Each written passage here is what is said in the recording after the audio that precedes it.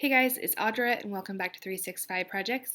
It has been a while since I have uploaded a video and I had several that were kind of on the back burner to upload, and those were all before everything happened with the coronavirus. And rather than posting them and pretending like, life was hunky-dory back then, I'm just going to scratch it and kind of pick up from right now and do a TBR video and kind of talk a little bit about how that is going here. It is reminding me a lot of being in cancer treatment, and that's hard. So going through chemo, you self-isolate to get rid of your access to as many germs as possible. Yes, I still worked with kids all around me, but you do your best to stay away from germs, and this feels very much like that. It's very obviously isolating, and that's the point of it. And I'm okay with that. It's just hard to get thrown back into that mentality.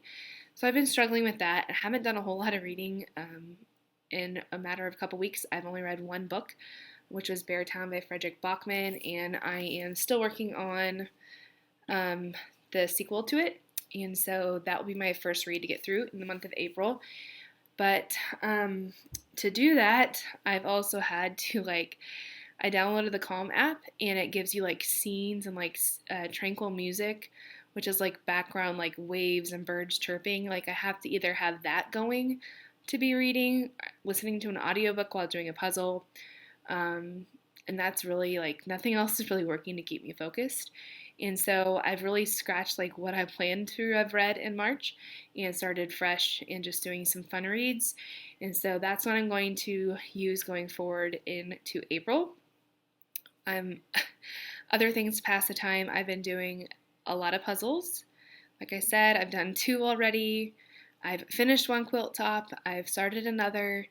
We're going to start learning how to play the ukuleles, really trying to do everything that we can to not just turn into little vegetables on couches. So anyways, to get into the books that I'm going to read this month, the first one is Front Desk by Kelly Yang. This is a reread for me. It is a middle grade about a young immigrant girl from China whose parents become the managers of a hotel, and they hide immigrants as well. And it is so very good, and I'm actually reading this online to my students as a read aloud because it is an award book for next year. So this is my one middle grade read for April because I'm really just going to be focusing on escapism books, and I might do some middle grade on the side.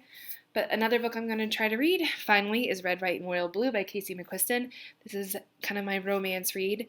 I believe it is the Prince of England and the President's son. So it's first son. I don't know how they phrase that.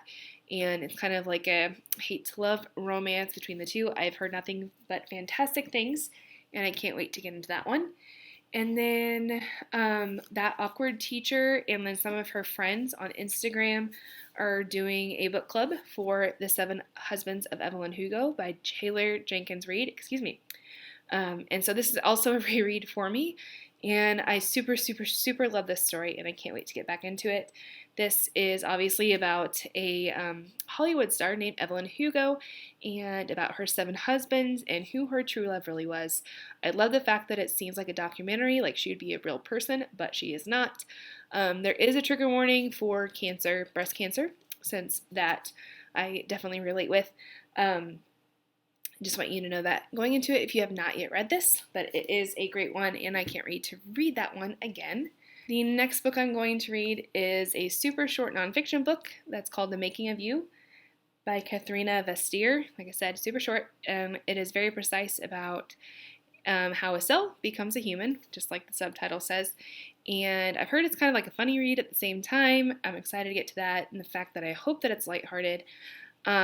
The reason I'm reading this one is because one of my best friends is having a baby this month, and it is a very real thing that I probably will not get to see her or the baby for a while because of this virus. And so this is my way of kind of knowing what's going on and doing it hopefully in a lighthearted way. The next couple books are books that I might get to because they are thrillers, just something that like is an escapism, like I've said before. The first one I picked up was Never Look Back by A.L. Galen. It says she was the most brutal killer of our time and she may be my mother. So it sounds like it's based off of like a podcast because it says if you like serial, you will love this. And so it's from the murders in 1970s Quebec, and it's done through a podcast. There's some different formatting throughout, and it's like one of those big floppy paperbacks, so I think it'll be a good read for sure. And then I might also get to A Good Girl's Guide to Murder by Holly Jackson. This one I have an audio and I've heard great things about. It also has some different formatting going on and it looks like it'd be a super quick read. This is about a senior who is killed by her boyfriend and then the boyfriend also kills himself. You go 5 years into the future with another now senior named Pip, and she kind of takes it onto herself to like do an investigation and she becomes obsessed with it.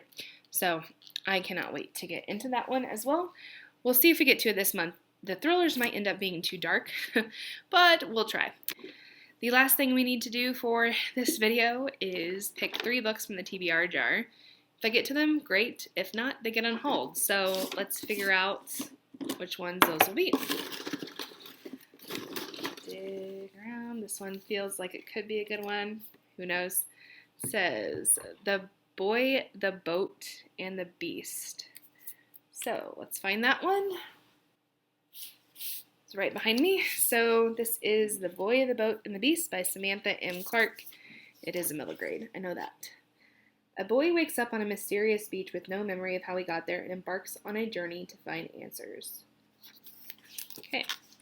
So this, for some reason, reminds me of like The Maze Runner or The Orphan Island. And yeah, we'll see what I think about that one. The next book out of the jar, let's see, we'll pick one that's stuck together with a bunch of other ones. The Red Address book. I'm excited about this pick. One second. So this is actually a recently hauled book, and this is by Sophia Lindenberg, and this is the story of Dorcas, who is a 96-year-old woman, and when she was a kid, she was given an address book by her father, and that was when she was in Stockholm during World War II, and since then she has kept like the addresses of everyone she's met in this book, and it kind of tells her story throughout the years, so I'm excited that this is a pick. I think that's a great escapism book for sure. We have one more book to choose. Let's go with this one. Oh boy. Carolina's Twin. Another World War II book, but that is okay. Let's see if I can find it. So this is Carolina's Twins, and it says she made a promise in desperation, now it's time to keep it. So it sounds like it's about this woman named Lena.